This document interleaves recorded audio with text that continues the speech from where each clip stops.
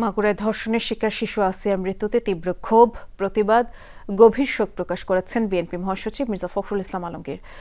আজ এক বিবৃতিতে বিএনপি মহাসচিব বলেছেন, শিশু আসিয়ার ঘটনা সকলকে নাড়িয়ে দিয়েছে। দেশজুড়ে ভয়াবহভাবে ধর্ষণ বেড়েছে। বিভিন্ন বয়সী নারীরা আক্রান্ত হচ্ছেন, শিশুরাও বাদ পড়ছেন না। প্রশাসনের কর্তৃত্ব না থাকায় ধর্ষণের ঘটনা ক্রমশ বেড়েই চলেছে বলে মন্তব্য করেন তিনি। বলেন, ধর্ষণের ঘটনায় দেশের ভাবমূর্তি ক্ষতিগ্রস্ত হচ্ছে। নারী শিশু ধর্ষণের ঘটনা বিগত ফ্যাসিস্ট সরকারের অনৈতিক শাসনেরই ধারাবাহিকতা। তাই এখন এই প্রথা ভেঙে রাষ্ট্রকে একটি নৈতিক জায়গায় আনতে হবে। একটি বৈধ সংসদে ধর্ষণের বিরুদ্ধে প্রকাশ্যে শাস্তির আইন পাশ করার আহ্বান জানান বিএনপি মহাসচিব। এ সময় নারী ও শিশুদের নিরাপত্তায় সরকারকে কার্যকর ব্যবস্থা নেয়ার জোর দাবি জানান তিনি।